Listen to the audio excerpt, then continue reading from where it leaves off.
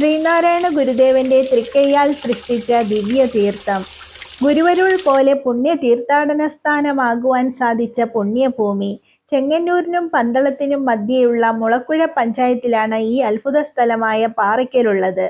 ചെങ്ങന്നൂർ നിന്നും എരുവേലിക്കുള്ള യാത്രാമധ്യയാണ് വിശ്രമത്തിനായി ഗുരുദേവൻ ഈ സ്ഥലം തിരഞ്ഞെടുത്തത്. 1914 സെപ്റ്റംബർ 18-ാം തീയതി ശ്രീനാരായണ ഗുരുദേവൻ ഈ ആൽമരച്ചുവട്ടിലാണ് വിശ്രമിക്കാനിരുന്നത്.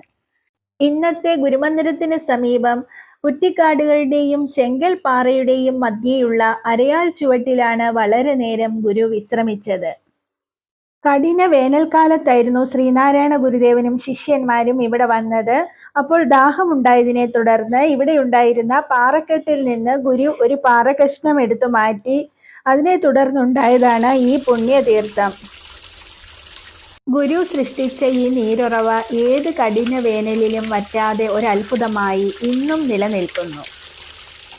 ഇവിടുത്തെ ആത്മീയ ചൈതന്യം മനസ്സിലാക്കിയ ഗുരു ഈ പ്രദേശം ഒരു പുണ്യ തീർത്ഥാടന സ്ഥലമായി അറിയപ്പെടുമെന്ന് അരുൾ ചെയ്യുകയും ചെയ്തു.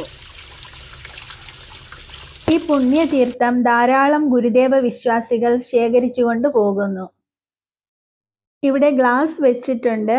അവിടെ നിന്ന് ഗ്ലാസ് എടുത്ത് നമ്മൾക്ക് കുടിക്കാവുന്നതാണ് ഈ പുണ്യതീർത്ഥം.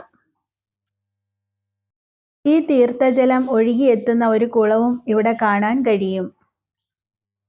ശിവഗിരി തീർത്ഥാടകർക്കായുള്ള വിശ്രമ കേന്ദ്രവും ഇവിടെയുണ്ട്. ഗുരുദേവ പാദസ്പർശമേറ്റ ഈ പുണ്യഭൂമിയിൽ 1969 ഏപ്രിൽ 22-ാം തീയതി ഗുരുമന്ദിരം ഉയർന്നു. ആർ ശങ്കറിന്റെ ഷഷ്ടിപൂർത്തി ദിനത്തിൽ അദ്ദേഹമാണ് ഗുരുക്ഷേത്രം വിശ്വാസികൾക്കായി സമർപ്പിച്ചത്. കന്നി 1 മുതൽ മഹാസമാധി ദിനമായ കന്നി 5 വരെ വ്രതശുദ്ധിയോടുകൂടി പുണ്യ പാറയ്ക്കൽ തീർത്ഥാടനം നടത്തിവരുന്നു.